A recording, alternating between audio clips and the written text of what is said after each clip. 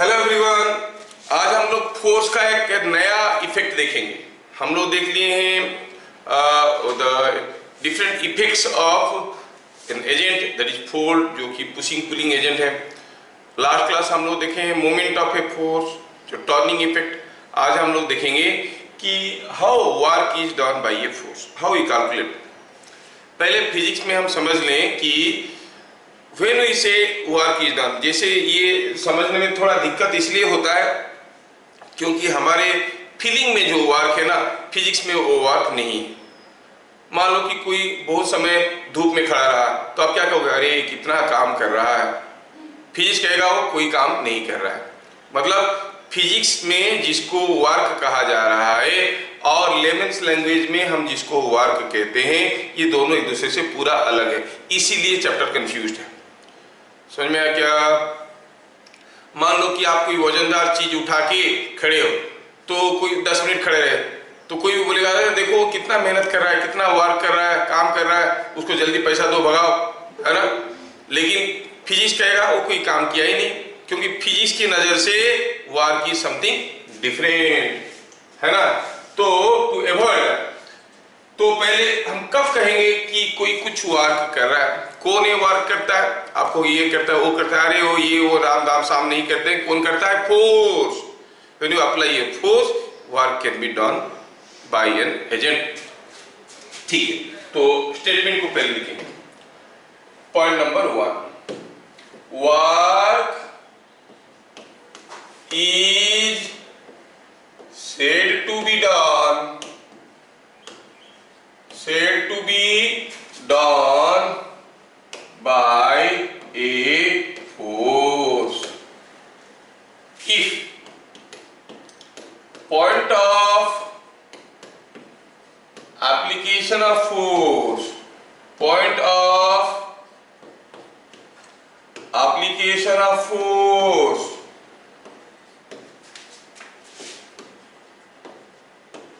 is displaced.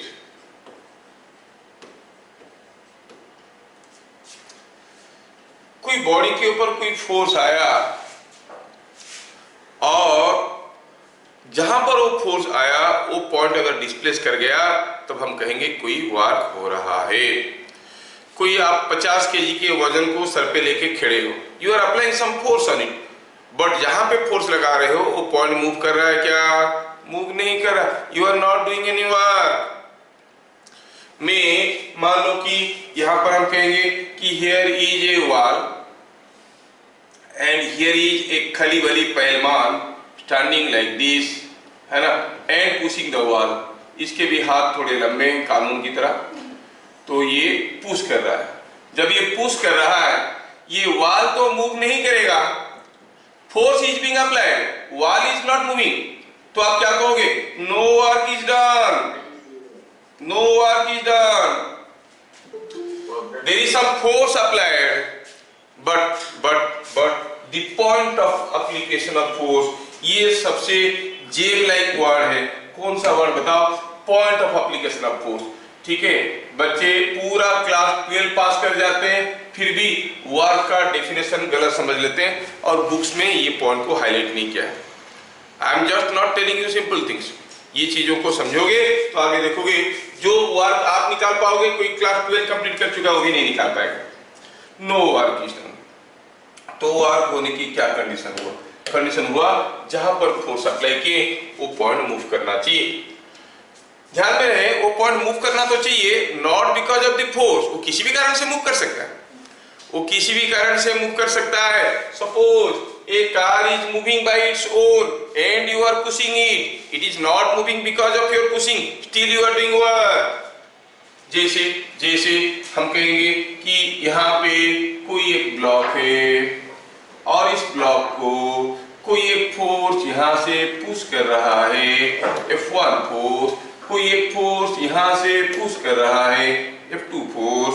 Now F1 is more than F2 given, तो क्या हुआ?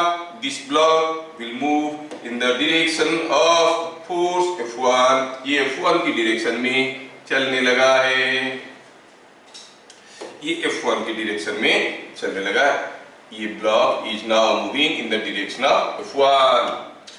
देखो ये ब्लॉक F1 की डायरेक्शन में तो जा रहा है, it is not moving because of F2, still work is done bye F2, work is done bye F1। ये गलतफहमी में मत रहना, ये वर्क क्या, ये कहां गया, ऐसा नहीं है। इसका पॉइंट ऑफ एप्लीकेशन भी डिस्प्लेस हो गया, जहां पर ये फोर्स आ रहा था, क्या ये पॉइंट डिस्प्लेस नहीं हुआ, डिस्प्लेस हुआ है, तो इसके चलते भी वर्क हुआ है। There is some work done due to F2, there is some work done due to F1, लेकिन ये मूव नहीं किया है ड्यू टू F2, तो आप क्या कहेंगे इस केस में? जैसे ये मूव कर गया इधर, आप कहोगे work is done by both forces F1 and F2, दोनों के चलते वर्क हुआ है। Owing to both forces work is done, owing to both forces, दोनों फोर्सेस के चलते वर्क हुआ है। ठीक है, ये आपको याद रखना है कि ये F1 के चलते चल रहा है, तो F2 कैसे वर्क कर रहा है, नहीं कर रहा है। फिजिक्स का डेफिनेशन कहता है work is said to be done by a force if point of application of force is displaced। जिस पॉइंट में फोर्स आ रहा है वो पॉइंट अगर मूव कर गया तो पक्का वर्क हो गया। अब सोचो तो मैं अगर पूछता हूं यहाँ पे, आई एम आस्किंग हियर कि suppose this is what is a smooth surface, मैं क्या करता हूं, इस स्मूथ सरफेस को ऐसा एक फोर्स लगाया, कौन से पॉइंट पे, ये पॉइंट पे मैं एक फोर्स लगाया, I applied a force at this point. तो देखो ये स्मूथ सरफेस था, जैसे मैं फोर्स लगाया इस पॉइंट पे तो क्या हुआ, क्या ये पॉइंट मूव किया, नहीं, ये अपनी जगह रह गया, मैं ही खुद फिसल गया। The point of application of force is not moving, point of application of force is there, जहां पर फोर्स लगाया वो पॉइंट मूव किया क्या, नहीं मूव किया, no work is done on the board। मैं फोर्स अप्लाई किया हूं, मेरा हाथ फिसल गया है, लेकिन जिस पॉइंट में फोर्स अप्लाई किया वो पॉइंट मूव किया क्या, नहीं, no work is done on the board, क्योंकि बोर्ड का पॉइंट मूव नहीं किया। ठीक है, तो आपको समझ में आ रहा होगा कि कोई ब्लॉक के ऊपर, कोई बॉडी के ऊपर कुछ वर्क हुआ है, यू नो ये work is done by a force, work is done by a force means there must be an agent, there must be an object, agent object के ऊपर फोर्स लगाएगा, तो मतलब किसका point of application of force, object का, object का जिस point में फोर्स अप्लाई हो रहा है वो पॉइंट अगर मूव कर गया तो work is done by the force on the object. फिर से डिटेल्स में बोल रहा हूं, ध्यान से सुन लेना। जब भी कोई फोर्स एक्शन में आता है, आपको मालूम है कि एक एजेंट होता है, एक ऑब्जेक्ट होता है, एजेंट ऑब्जेक्ट के ऊपर फोर्स देता है, ऑब्जेक्ट का किसी एक पॉइंट में एजेंट फोर्स दे रहा होगा, the agent must be applying some force at some point on the object. If that point of the object is moving, then you say work is done by this force on that object. Work is done by this force on that object. I am trying to go details. यही सब चीज की clarity नहीं रहने के कारण बड़ा confusion create होता है। Otherwise work in past chapter is a very simple chapter, लेकिन थोड़ा सा अगर कोई घुमा दिया, लोग ऐसा घूम जाते हैं कि वापस नहीं आ पाते।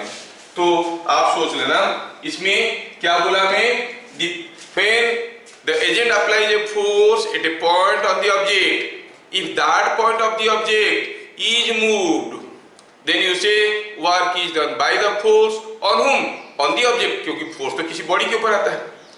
So always work is done by the agent on the object। लेकिन जब मैं यहाँ का कोई एक पॉइंट को पुश करने की कोशिश किया, मैं देख रहा हूँ ये पॉइंट अपनी जगह रह गया, मैं ही खुद फिसल गया, दैट मींस जिस पॉइंट में मैं फोर्स अप्लाई किया वो पॉइंट तो मूव नहीं कर रहा है। मान लो कि ये बोर्ड में इसको पकड़ के सिर्फ स्लाइड करते तो ये पॉइंट भी स्लाइड होके जाता, तो हम कह रहे हैं कि हाँ कुछ वर्क होता। मान लो कि यहाँ पर एक पीस ऑफ पेपर रखा है, पेपर को कहीं भी पकड़ के ऐसे ढकेलेंगे तो पेपर फिसलते हुए जाएगा, पेपर फिसलते हुए जाएगा। Suppose I push here, the paper is fizzling like this, then you say some work is done, है ना। नहीं तो यहाँ पे बोर्ड पे मैं फोर्स अप्लाई कर रहा हूँ, लेकिन बोर्ड तो जो पॉइंट में फोर्स लगाया वो पॉइंट तो मूव नहीं कर रहा है। No work is done on the board. I hope you have understood and realized. Physics is a thing जिसमें अगर आप समझोगे नहीं तो बहुत आसान लगेगा, समझ जाओगे तो you will feel the find the difficulty. Okay, चलिए पॉइंट नंबर 2 देखते हैं। Work done by a force. Work done by a force on an object is over a, अच्छा, is given by, ऐसे लिखते हैं, is given by work done is equal to, is given by work done is equal to F S cos theta। ये चीज याद रखना। इसमें F क्या है? फिर F is a force, S क्या है? Displacement of point of application of force, ठीक है। थीटा क्या है? Angle between, F is a vector and S is also a vector, you know F vector, S vector। कहने का मतलब ये हुआ, अगर कोई ब्लॉक को, कोई बॉडी को कोई फोर्स खींच रहा है तो हम कैसे निकालेंगे वह? चलिए पहले समझते हैं। Suppose here is a plane and on this plane, suppose हम कहेंगे कि यहाँ पे हम एक फोर्स को, एक ब्लॉक को मूव करवाने की कोशिश कर रहे हैं। हियर इज द ब्लॉक, ये ब्लॉक को हम मूव करवाने की कोशिश कर रहे हैं, ठीक है। ये block is to be moved by applying a force. Say the force is something like this. ये एक फोर्स है जो इसको खींच रहा है, और खींचने के कारण क्या हुआ? ये ब्लॉक इधर जाने लगा। कितना दूर? यहां से यहां तक आ गया। The block moves from here to here, that means the displacement of the block is S. ये था F, दोनों के बीच में एंगल है थीटा। तो आप कहोगे what is the work done by the force? You say work done by the force is F S cos theta। Work done by the force is F S cos theta। समझ में आया क्या? The work done by the force is F S cos theta। क्या मेरी बात सबको समझ में आ रहा है? ऑब्वियसली इससे ही तो निकलेगा। थीटा के हिसाब से चीजें, कभी ये जीरो हो जाएगा, कभी पॉजिटिव हो जाएगा, कभी नेगेटिव भी हो जाएगा। ये चीज को समझते वक्त बड़ा कंफ्यूजन हो रहा है आप लोगों को, मैं देख रहा हूं, क्योंकि पहले से थोड़ा थोड़ा सा गलत सलत नॉलेज आ गया। Non apprehension creates miss apprehension. When you don't know certain things you wrongly know that things, है ना। आप किसी एक रास्ते में जा रहे हो अंधेरे में, और अंधेरे में जाते जाते तो एक दिन क्या देखे, यहाँ पर कोई एक भूत लंबा सा खड़ा है सफेद कपड़ा, ठीक है। आप कितने भी मंत्र पढ़ोगे, कुछ किए, कुछ नहीं बना, क्योंकि भूत था। आप फिर हनुमान चालीसा गाए, कुछ कुछ मैजिक किए, लेकिन वो भूत नहीं जा रहा है। इनफैक्ट था क्या? इट वाज एक खंबा, वहां पर एक खंबा था। आप कभी नहीं जानते थे कि यहाँ पर खंबा है, नॉन एप्रीहेंशन। तो फिर अपनी से एप्रीहेंशन किए अपने हिसाब से। भूत भी तो होता है, कोई भूत ही होगा, अंधेरे में कौन खड़ा रहेगा इधर? तो पर कितना भी ताबीज पहन लो, कितना भी मैजिक कर लो, कितना भी मंत्र मार लो, भूत जाएगा? नहीं जाएगा। You need a Guru who will come and focus light on it. अरे देखो देखो ये खंबा है, ओ खंबा है, this is a post not a ghost. So once this post and ghost concept is clear, उसके बाद आप कभी भी कितने रात में उसके पास जाने के लिए डरोगे क्या? नहीं। कोई मंत्र पढ़ोगे क्या? नहीं। ताबीज की चाहिए क्या? नहीं। तो मेरा काम है आपको बताना कि जिसको आप घोस्ट सोच रहे हो वो पोस्ट है, it is something different. Totally different. Don't go with the conventional language what is given in your book or any other person is saying. मैं ये बोल रहा हूं कि समझो कि कब कोई फोर्स वर्क करता है, जब point of application of force move कर गया। जैसे मान लो कि ये कार है, आप यहाँ पे बैठे हुए हो, ये सामने वाला सीट ड्राइवर का है and you clever sitting behind and suppose you push this seat, car is moving. क्या ये सीट मूव कर रहा है? हाँ मूव कर रहा है। क्या ये मूव कर रहा है आपकी फोर्स के चलते? नहीं। लेकिन क्या आपका फोर्स जहां पे आ रहा है वो पॉइंट मूव कर रहा है? हाँ मूव कर रहा है। तो आप क्या कहोगे? Are you doing some work on this chair?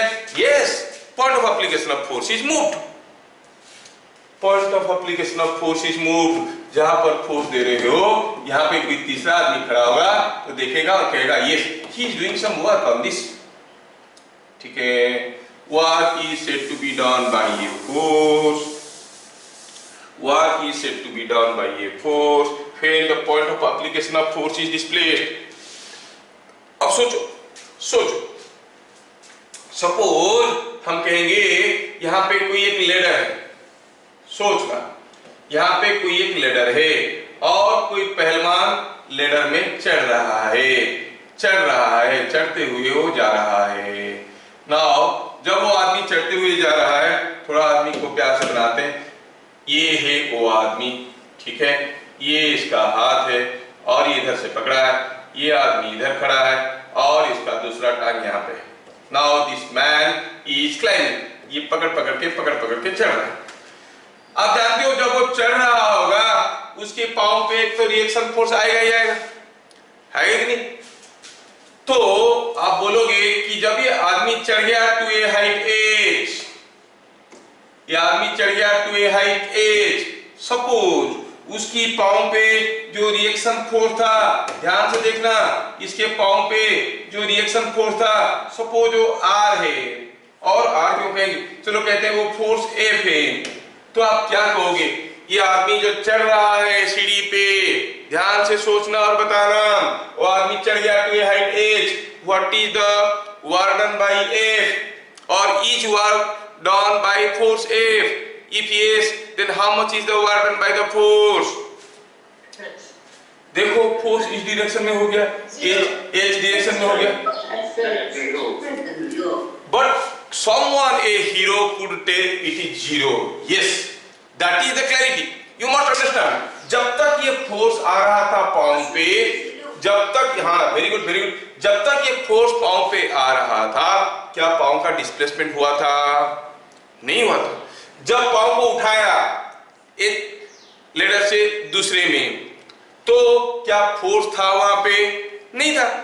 अरे जब तक पांव था फोर्स था, पांव को उठाया तब फोर्स गया, मतलब जब फोर्स था तब डिस्प्लेसमेंट नहीं है, जब डिस्प्लेसमेंट था तब फोर्स नहीं है। क्या हुआ कि done by the force as long as the force was acting on this feet, on this foot, तो there was no displacement of point of application of force. ध्यान रहे बुक में ये वर्ड मिसिंग है, पॉइंट ऑफ एप्लीकेशन, सारा का सारा book में अगर कहीं दिया भी तो उसको हाईलाइट नहीं किया, इंपोर्टेंस नहीं दिया, ठीक है। और उसी के चलते ये वर्क एनर्जी पावर चैप्टर जो है बड़ा कंफ्यूजिंग बन जाता है, ठीक है। तो ध्यान से देखो, क्या ये point of application of force move किया है जब तक फोर्स आ रहा था? नहीं, फोर्स आ रहा था नो डाउट, लेकिन जहां पे फोर्स आ रहा था आदमी मूव कर रहा था। जैसे सोचो मैं अगर ऐसे थोड़ा सा भी झुक गया हूं, अब मेरे पांव पे कुछ फोर्स आ रहा है, नॉर्मल रिएक्शंस आ रहे होंगे, मैं भी खड़ा हो गया, क्या वो नॉर्मल रिएक्शन को वर्क किया? नहीं किया, क्योंकि वो जहां पे आ रहा था वो पॉइंट तो वहीं पड़ा है। मैं मूव करने से क्या होगा? जिस पॉइंट में फोर्स आ रहा था वो पॉइंट मूव करना जरूरी था टू सी द वर्क। तो इस केस में हम क्या कहेंगे? What is the work done by the man? You say work done by the man is zero, ठीक है। तो हम क्या लिखेंगे? Work done by the man is zero, लिखेंगे work done by the normal reaction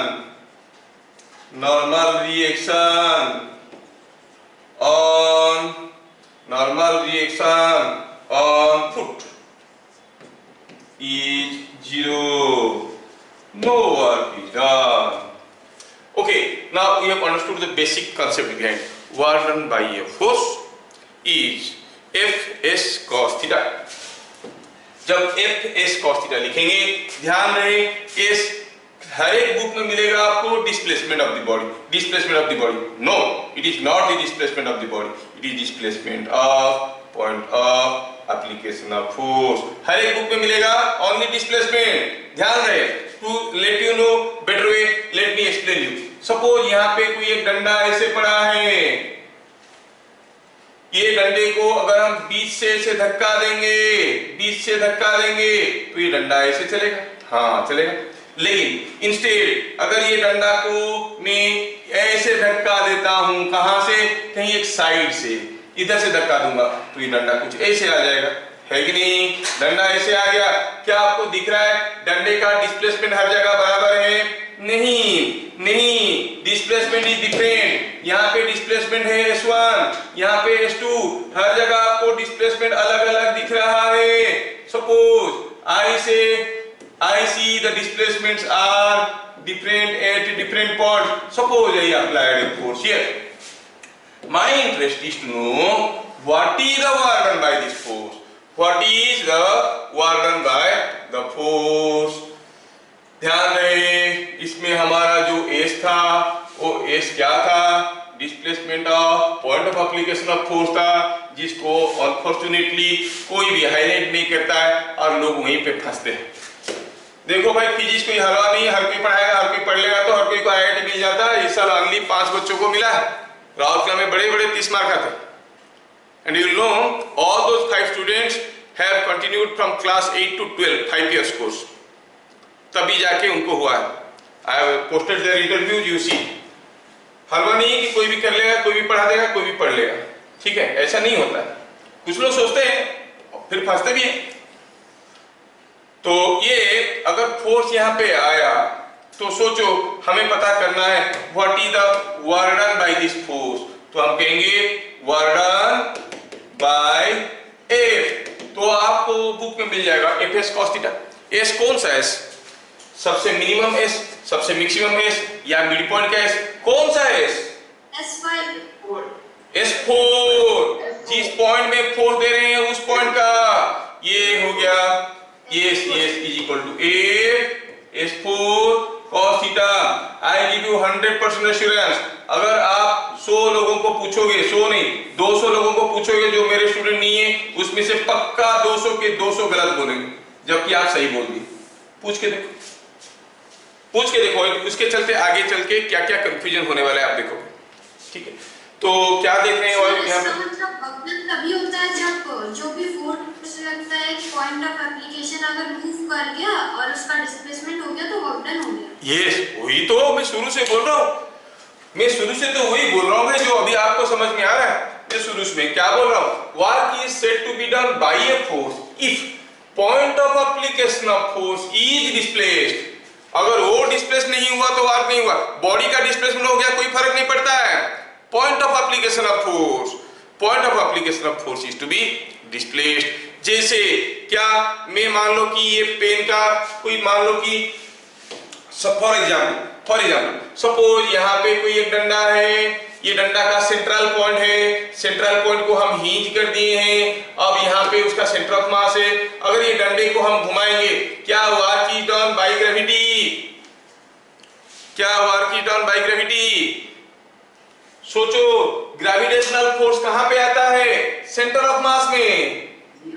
yes, अब ये डंडा घूम रहा है but no work is done by gravitational. Yes, because point of application of force is not moving. समझ में आ रहा है क्या? तो फिर आप कहोगे कि जो गन्ना का जूस निकालता है वो आदमी, वो जो गन्ना का जूस निकालता है ये होता है मशीन, और साइड में उसका व्हील होता है, पकड़ के घुमाता है। तो he is not doing work on this machine because the machine is not moving, why should we pay him?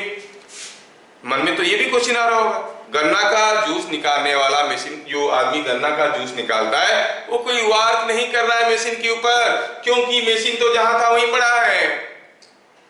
ऐसा क्या? नहीं, वो वर्क कर रहा है। आप देखो कि वो कहां पे फोर्स लगा रहा है। जहां पे फोर्स लगा रहा है वो पॉइंट मूव कर रहा है कि आप मशीन को क्यों देखते हो? तकलीफ है कि हम मशीन को देख लेते हैं, हमें देखना है कि जो पॉइंट में वो फोर्स लगा रहा है वो पॉइंट मूव कर रहा है क्या? अगर कर रहा है तो वो बेचारा वर्क कर रहा है, इसी should be paid. So remember point of application of force,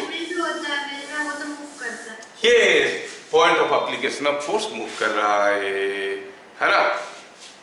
अच्छा ठीक है, तो हमें समझ में आ गया work done by a force is FS cos theta. तो बस आपको खाली समझ में आया कि नहीं आया जानने के लिए मैं थोड़ा एक पूछ लूंगा आपको कि supposing here is a inclined plane और एक ब्लॉक यहां से स्लाइड करके नीचे आ रहा है और कितना नीचे आया? It has come down, so this angle is 30 degree और this has come down by 10 metre. ये ब्लॉक हो गया 4 kg का, ये ए से बी तक स्लाइड कर गया। क्वेश्चन क्या है? A block of mass 4 kg slides from A to B, slides from A to B। पूछा है, क्या पूछा है? Find work done by gravity, work done by gravity. जब ये ब्लॉक यहां से फिसल के यहां पे आया, वर्क डन बाय ग्रेविटी आपको निकालना है, एकदम हड़बड़ाना नहीं है, सोच के समझ के करना है। नाउ लेट अस सी, ये ब्लॉक यहां से फिसल के नीचे आया, what is the work done by gravity? बहुत सिंपल सा तरीका है, सॉल्यूशन करेंगे। What is the force here? What is the force? Work done by which force पूछा है? ग्रेविटी। कैसा है? वो डाउनवर्ड है, कितना है? 4g, 4g is 40 newton. अच्छा, what is the displacement? A to B, A to B displacement का मैग्नीट्यूड कितना है? 10 metre, 10 metre. What is theta? Angle between F and S। ध्यान से देखो, S कैसा था? ऐसा था। F कैसा था? ऐसा था। क्या एंगल था? 60 degree. Very good, it is coming 60 degree. गया सब कुछ गड़बड़ हो गया, है ना? अभी क्या होगा? वर्क हो जाएगा एफएस कॉस थीटा। क्या ये 40 into S is 10 into cos 60 1/2 होता है? क्या ये 200 नहीं हुआ? 200 जूल्स यूनिट होता है, जूल्स। रिमेंबर, मैं यहां पे लिख देता हूं। हाँ, तो यूनिट होता है, unit is joules, unit is newton metre और that is otherwise called joules. क्योंकि न्यूटन मीटर तो टॉर्क और मोमेंट के बारे में भी पढ़े थे ना, तो यहाँ पर इसको जूल्स कहते हैं। यूनिट के बारे में और डिटेल्स में देख लेंगे। अभी थोड़ा सा खाली मैं बताने के लिए भूल गया था, बाईपास हो गया, तो आप लोग इसको खाली अभी याद रख लो, थोड़ी देर में हम डिस्कशन करते हैं। तो ये हो गया। अब कोई पूछ रहे हैं सर एंगल 60 डिग्री कितना है, कैसे निकला? पहले बताओ, ये जो फॉर्मूला हमारा था, इस फॉर्मूले में थीटा क्या था? Angle between F and S. S क्या है? Displacement of point of application of force. यहाँ पे फोर्स कैसे था? ये कौन सा पॉइंट में आ रहा था? ये पॉइंट में फोर्स आ रहा था। अच्छा, ये पॉइंट किधर को मूव किया? इधर को मूव किया, तो ये हो गया डिस्प्लेसमेंट। तो फोर्स और डिस्प्लेसमेंट के बीच में एंगल कितना है? अगर ये 30 है तो ये 90 है, तो ये 60 है। फिर भी अगर समझ में नहीं आया कि कैसे हुआ 60, तो प्रोट्रैक्टर डालो, दिखेगा। देखिए, प्रोट्रैक्टर डालो, आपको 60 डिग्री दिखेगा। तो हम बात कर रहे थे 60 डिग्री हो गया, तो वर्क हो गया 200 जूल्स। जूल्स होता है unit of work, unit of work, और एनर्जी होता है जूल्स। ठीक है, मैं थोड़ा सा इसको कंप्रेस कर देता हूं so that you can see it in a better way. हाँ, मैं तो आया नहीं था, फ्लो में क्वेश्चन में आ गया, मुझे यूनिट के बारे में बताना चाहिए था, तो मैं थोड़ा सा बता दूं। Unit of work,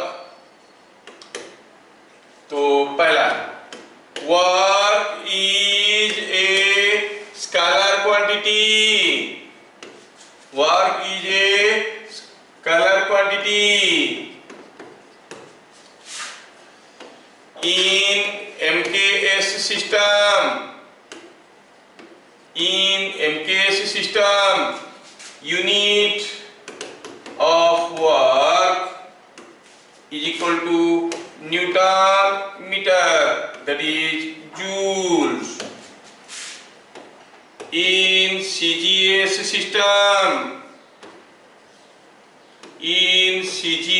system, unit of work is equal to newton का यूनिट होगा डाइन, मीटर के लिए होगा centimetre, and that is equal to अर्ग.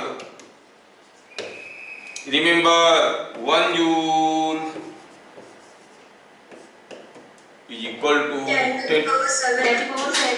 ये देखा तुम लोग कितना समझदार हो, कितना समझदार हो, सबको मालूम है सिवाय मेरे. तो 1 joule is equal to 10 power 7, और ये स्टेटमेंट सबको मालूम है, इसमें ज्यादा समय नहीं देते. तो I go back to the concept again. I have shown how is the work, how much is the work by gravity. समझ में आया क्या? यस. चलिए, अगर ये चीज समझ में आया तो थोड़ा सा थ्योरी को और आगे बढ़ाते हैं. थ्योरी को थोड़ा और आगे बढ़ाते हैं. अभी हम क्या देखे? हम देखे work done by a force on an object is given by Fs cos theta. F is the force, S is the displacement of point of application of force, point of application of force. ये of को कोई खा गया है, यहाँ पे डालता हूं point of application of force, है ना. Theta is the angle between F and S. Clear? चलिए, अगर ये बात समझ में आ गया है, मैं बस देखना चाहूंगा कि आपको सचमुच कितना समझ में आया है. मैं आपको एक केस देता हूं, ये केस. चलो बताता हूं, ये केस में बताओ. सपोजिंग हम कहेंगे here is a hemispherical ball. थोड़ा दिमाग पे जोर लगाना, आप में से हर कोई कर पाएगा. Here is a hemispherical ball. हाँ सर, हेमिस्फेरिकल है. यहाँ पे कोई एक ब्लॉक रखा है, कितना? ये इसका मास है 2 kg. वो भी सही है, 2 kg का ब्लॉक रखा हुआ था. आपने क्या किया? इस ब्लॉक को खींचने लगे. यहाँ पे लगा है छोटा सा पुल्ली लगा, यहाँ पे लगा है छोटा सा पुल्ली. ठीक है, अब क्या हुआ? आपने क्या किया? कोई एक थ्रेड लगा के थ्रू दिस पुली आप इस ब्लॉक को खींच रहे हो. ठीक है, तो थ्रेड लगा के इस ब्लॉक को आप खींच रहे हो. नाउ थोड़ा फिगर को ध्यान से देखो, कितना टेढ़ा क्वेश्चन है, लेकिन आप लोग भी तो इक्वली टेढ़े हो, आप लोग कर लोगे पक्का, मुझे मालूम है आप लोग कर लोगे. यहाँ पर इसको कोई फोर्स खींच रहा है 100 न्यूटन वाला. अब दिया है कि ये जो हेमिस्फेरिकल बाउल है, इसका रेडियस दिया है सपोज 4 मीटर. ठीक है, 4 मीटर का रेडियस. ये ब्लॉक है मास 2 kg. इसको A से B तक खींचा गया है. Now see the question. ध्यान से देखना और आंसर बताना. In figure shown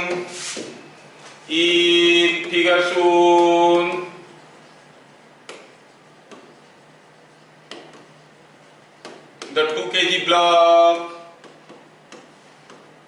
was pulled from A to B.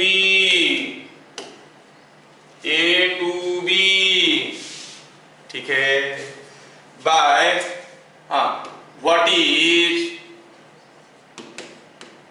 work done by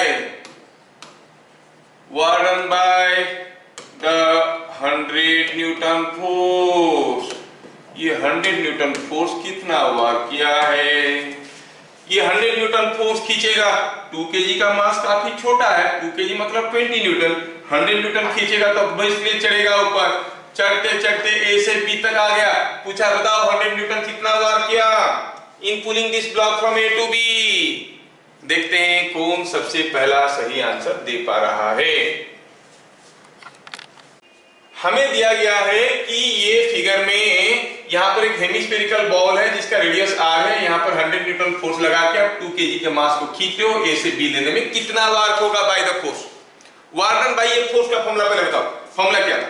solution लिखते हैं, सॉल्यूशन सॉल्यूशन सॉल्यूशन सॉल्यूशन वार्क डन बाय एफ, क्या फॉर्मूला है?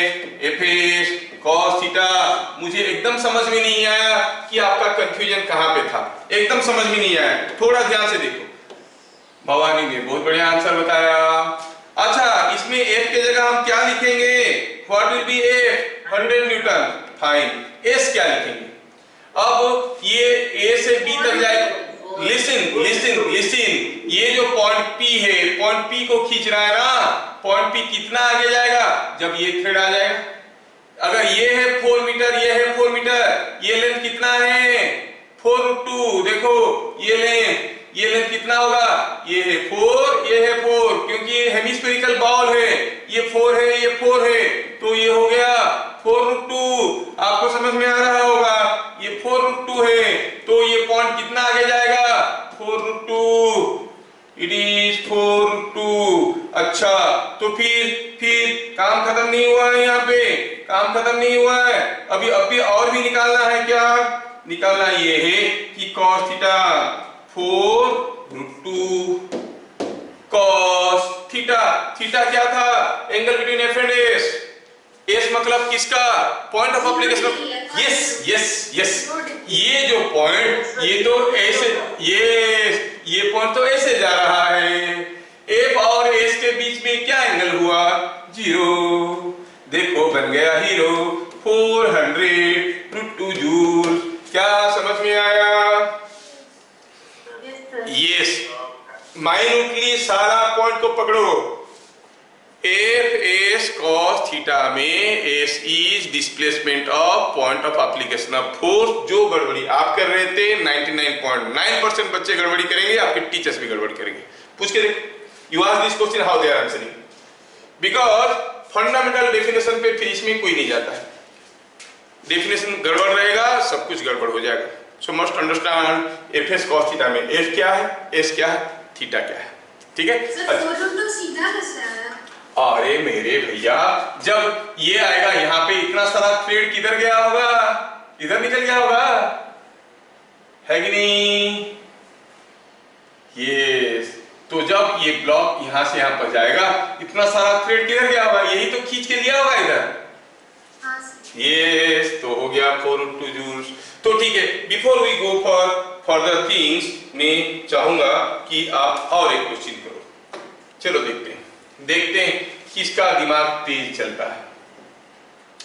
यहां पर कोई एक पुली है, यहां पर कोई एक पुली है, यहां पे लगा है 4 kg का मास, और ये इसको ऐसे जमीन पे रखा गया है। कोई एक ब्लॉक, कोई एक आदमी इस फोर्स को, इस थ्रेड को इधर खींचेगा। कितना फोर्स में? से हम कहेंगे ये 45 डिग्री में खींच रहा है। कितना फोर्स लगा के? से 50 न्यूटन का फोर्स लगा के खींच रहा है।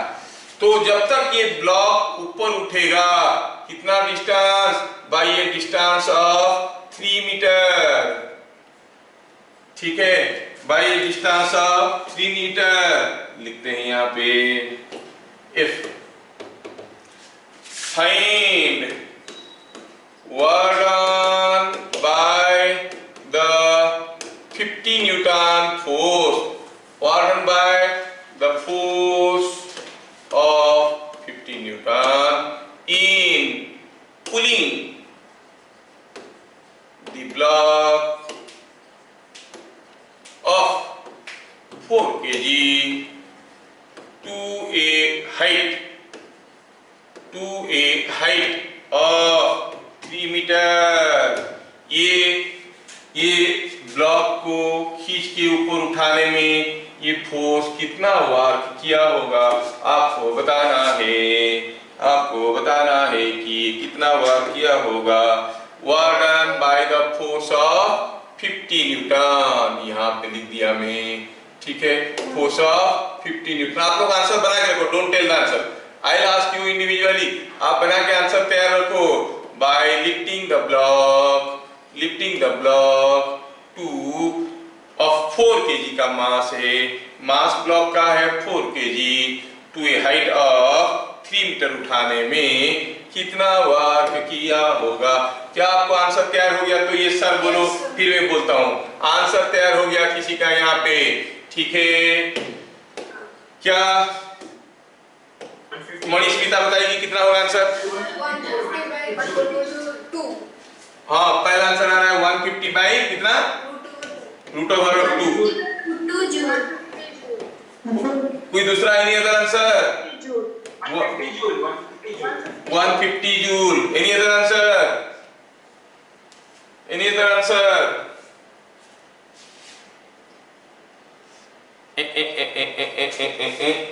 सोचो तो बताएंगे। 15√2 यस, 15√2 जूल। कोई स्मार्टली कितना जल्दी से गलत आंसर दे दिया, देखा? 15√2 है, क्या है? चलिए सोचते हैं, फिर से गड़बड़ कहाँ हो गया? सॉल्यूशन देखते हैं। हम देखना चाहते हैं work done by F. Sir 150√2। 150√2 देखा, नेक्स्ट गलत आंसर 150√2 जूल्स। कितना स्मार्टली लोग फटाफट गलत आंसर देते हैं, यही तो मजा। गलत आंसर की कोई कमी नहीं है, क्योंकि समझ में अभी तक अंदर घुसा नहीं है। कुछ लोगों को दिमाग में जल्दी नहीं घुसता है, ये जो स्कॉल है ना, ये बहुत स्ट्रॉन्ग होता है।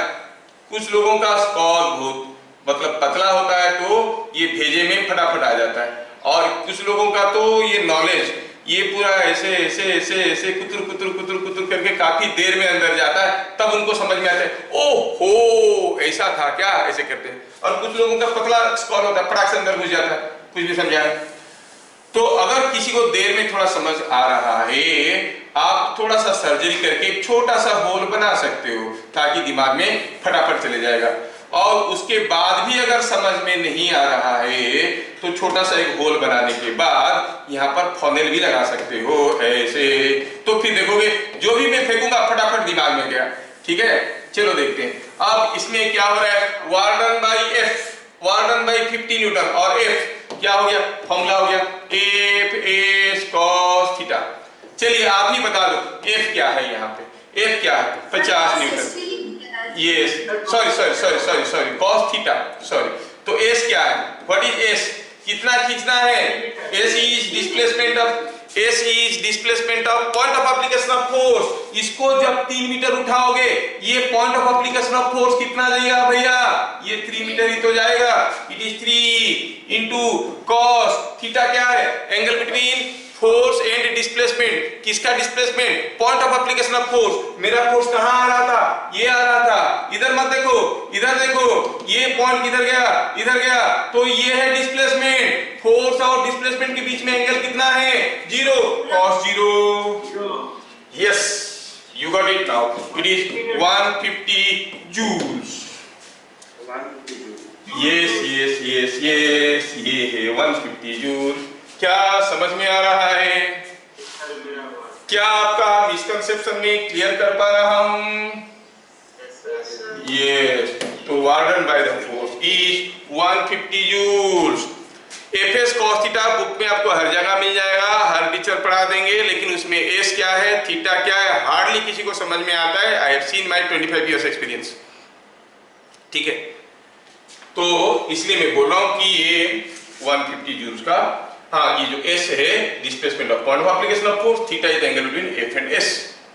फाइन, बढ़िया, समझ में आ रहा है? अगर आपको समझ में आ रहा है तो आप मुझे बताओ दूसरे केस में बताओ। देखते हैं, आप आंसर तैयार रखना और चार्ट करना, बताना। ये कोई पुली है, ये कोई एक ब्लॉक है, ये मान लो कि ब्लॉक है 4 kg का, यहाँ पर से कोई इसको ऐसे खींच रहा है, कितना एंगल में, 30 डिग्री में, है ना, और ये फोर्स कितना है, 100 न्यूटन। और क्या है, बात यहाँ पे खत्म नहीं हुआ, बात यहाँ पे खत्म नहीं हुआ। ये दूसरा केस में सेम अरेंजमेंट है, सेम अरेंजमेंट है। यहाँ पे भी एक ब्लॉक है, लेकिन ये 5 kg का है, 5 kg का। ये भी किसी एक पुली के ऊपर से जा रहा है, खींचने वाली फोर्स है वही 100 न्यूटन, ठीक है। लेकिन अब एंगल कुछ अलग हो गया, ये एंगल हो गया है 60 डिग्री, एंगल हो गया है 60 डिग्री। थोड़ा ध्यान से देखना, मैं क्या पूछना चाहता हूं। 100 न्यूटन का फोर्स है, फोर्स इज 100 न्यूटन का फोर्स है, ठीक है, फोर्स इज ऑफ 100 न्यूटन। अरे भैया क्यों तू छोटा नहीं होता है, हो गया, चलो ये हो गया फोर्स ऑफ 100 न्यूटन। तो क्या दिया दोनों ही केस में, in each of the following cases, in each of following cases, in each of following cases, the 100 Newton block, 100 Newton force pulls the blocks to a height of 2 meter, in which case, answer तैयार करके रखना, बोलना मत, which case more work is done by the 100 Newton force। जिनको समझ में आया होगा वही कर लेंगे। ये है केस 1, ये है केस 2। दोनों में से कौन सा केस में more work is done by the 100 Newton force? ये 100 न्यूटन फोर्स कौन सा केस में ज्यादा वर्क किया होगा? दोनों ही केस में 100 न्यूटन फोर्स ब्लॉक को उठाया, कितना उठाया, बाय 2 मीटर। ये भी खींचा, ये 2 मीटर उठ गया, ये भी खींचा, ये 2 मीटर उठ गया। लेकिन ये 5 kg का ब्लॉक है, ये 4 kg का ब्लॉक है, 30 डिग्री है, 60 डिग्री है, फोर्स 100 न्यूटन है। कौन सा केस में फोर्स ने ज्यादा वर्क किया है? 100 Newton force is done more work. Prepare your answers and chart your answers. तो आप लोगों को पकड़ में आ गया, तो क्या लिखेंगे सॉल्यूशन में? Each case F is 100 Newton, S is 2 meter, theta is 0, so same work is done। समझ में आया क्या? Same work is done। ये बड़ी काम की चीज है, क्योंकि हर एक केस में point of application of force का वही डिस्प्लेसमेंट होगा जो होता है कितना, ये 2 मीटर उठेगा तो ये भी 2 मीटर ही जाएगा, और दोनों के बीच में एंगल होगा 0। F and S are same, theta is also same. बस गड़बड़ कहाँ होता है बताओ? हम S क्या है नहीं समझ पाते। S क्या हुआ? Displacement of point of application of force. जिस पॉइंट में फोर्स आ रहा है उस पॉइंट का डिस्प्लेसमेंट। ठीक है, यहां तक की चीजें हमें समझ में आ रहा है। ठीक है, ठीक है।